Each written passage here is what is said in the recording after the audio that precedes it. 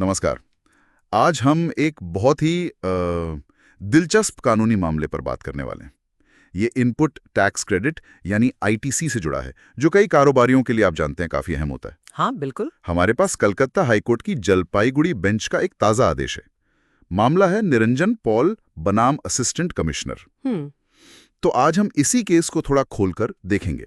मतलब क्या मुद्दे थे, क्या दलीलें थीं और कोर्ट ने आखिर क्या कहा। चलिए शुरू करते हैं। तो कहानी शुरू होती है जब टैक्स डिपार्टमेंट ने निरंजन पॉल का आईटीसी क्लेम रिजेक्ट कर दिया। अच्छा। और कारण डिपार्टमेंट का कहना था कि भाई जिस सप्लायर से इन्होंने माल खरीदा उसके लेन देन में गड़बड़ी थी, या हो सकता है वो सप्लायर असल में था ही नहीं, मतलब कागजों पर ही था या काम नहीं कर रहा था। हाँ, और यहीं पर यह समझना जरूरी हो जाता है कि ये आईटीसी आखिर है क्या भला और क्यों इतनी जरूरी है बिजनेस के लिए। असल में होता यह है कि जब कोई बिजनेस खरीदारी करता है तो उस पर वो टैक्स देता है। आईटीसी उन्हें उस चुकाए गए टैक्स को अपनी जो फाइनल टैक्स लायबिलिटी बनती है उसमें से घटाने की इजाजत देता है। अच्छा। तो एक तरह से टैक्स पर टैक्स नहीं लगता, बोझ कम हो जाता है। बिल्कुल, मतलब कॉस्ट बचती है। अब निरंजन पॉल ने अपना बचाव किया। उन्होंने कहा देखिए मेरे पास सारे जरूरी दस्तावेज हैं, टैक्स इनवॉइस है, पेमेंट प्रूफ है, सब कुछ। और उनकी सबसे बड़ी दलील ये थी कि भाई जब मैंने ये सौदा किया था उस वक्त वो सप्लायर बाकायदा रजिस्टर्ड था, पोर्टल पर दिख रहा था और बिल्कुल वैध था। ये समय वाली बात बहुत जरूरी है। हाँ, ये पॉइंट बहुत क्रिटिकल है, क्योंकि सवाल ये खड़ा होता है कि मान लीजिए मैंने एक खरीदार के तौर पर पूरी ड्यू डिलिजेंस की, सब चेक किया और उस वक्त सप्लायर बिल्कुल ठीक था, तो क्या मुझे बाद में सिर्फ इसलिए आईटीसी नहीं मिलना चाहिए क्योंकि महीनों या सालों बाद वो सप्लायर किसी जांच में गड़बड़ पाया गया? सही बात है, ये तो खरीदार के लिए मुश्किल हो जाएगा। बिल्कुल, बिजनेस कैसे चलेगा फिर ऐसे? तो यही पर मामला दिलचस्प हो जाता है जब कलकत्ता हाईकोर्ट का फैसला आता है। कोर्ट ने क्या किया, उन्होंने टैक्स डिपार्टमेंट का वो आदेश जिसमें आईटीसी खारिज किया गया था उसे रद्द कर दिया, मतलब सिरे से खारिज। हाँ, impugned orders quashed and set aside, ये लीगल टर्म है। मतलब वो जो विवादित आदेश थे वो अब मान्य नहीं है। लेकिन कहानी यही खत्म नहीं हुई है ना? नहीं, बिल्कुल नहीं।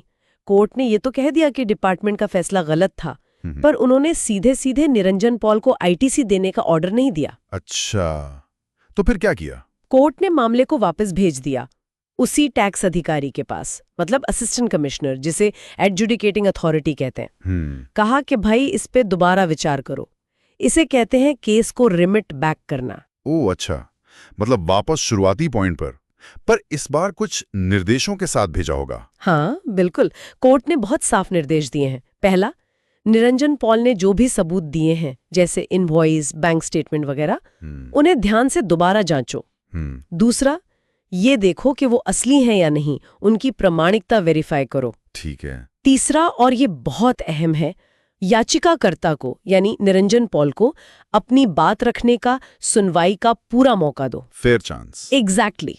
और फिर इन सब के आधार पर एक नया सोच समझकर फैसला लो, कारण बताते हुए। और ये सब करने के लिए कोई टाइम लिमिट भी दी? जी हाँ, कोर्ट ने कहा कि ये पूरी कार्यवाही आदेश की कॉपी मिलने के 6 हफ्तों के अंदर पूरी हो जानी चाहिए। 6 हफ्ते?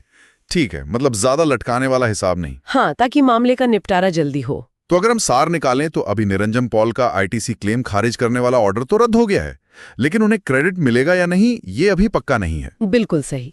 गेंद अब वापस असिस्टेंट कमिश्नर के पाले में है।